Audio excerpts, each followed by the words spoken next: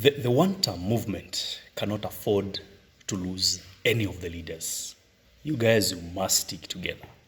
If we're serious about changing the governance of this country, then we must create a movement that cannot be beaten by another combination. Yes, we must stick together. And I want to warn that we are careful. We are careful on how we treat each of our leaders because each of them matter. Each of them matter. And I believe that we can be able to build a movement that can accommodate all the leaders. And at the end of the day, let us go for experience. Let us go for integrity. There are people who are arguing that, for instance, Stephen Kalonzo may not be able to change anything. But I tend to disagree. A man who has been in politics for 40 years and the integrity levels remain high is a man who can be able to fix issues. That is a man, I think, in my opinion, lacks opportunity to be able to make things work. Yes, he lacks opportunity. And for that reason, therefore, if we give him a vibrant young leader like Sifuna, and for me, I'm supporting the Kalonzo-Sifuna ticket because I think that is what will sell to everyone. There is hope. People see the Edwin Sifuna as the man who is coming to save the country. Sifuna is not a yes man. He's not somebody you're going to compromise. He's a man who knows what he wants. He's a man of principles. And then Kalonzo comes here on the top of them, who is able to look at things critically and can be able to help the country be able to move in the next level, for the sense that he's not somebody who can be able to support corruption because he's not one of them. Yes, if you're not part of the game, you can be able to fight it fairly. Yes, he has no interest whatsoever.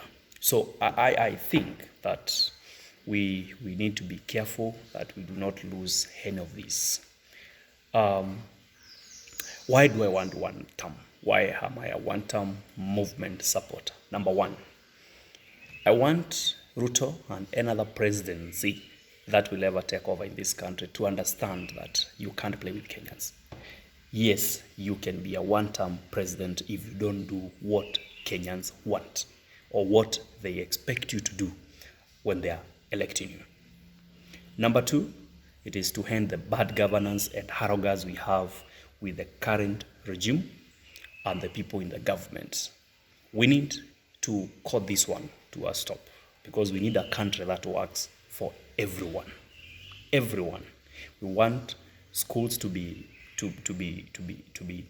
run in the right way. We want hospitals to have medicine. We have capitation done in the schools properly as required. We want the taxation levels for those who are employed to go down, because how will businesses grow if the employed are overtaxed? They have nothing to spend. So that reflects directly to the people who are doing business, because what will you use to buy if you don't have anything? So how will businesses grow if there is nobody to sell to? So these are some of the things we really need to think about so that we can be able to fix this country. We honestly don't have another country, and I do support that we remain together as Kenyans and maintain our peace, and we teach these leaders, especially those who are very arrogant, a lesson come 2027, and that is next year. Personally, I will do my part to make sure that we get good governance in this country.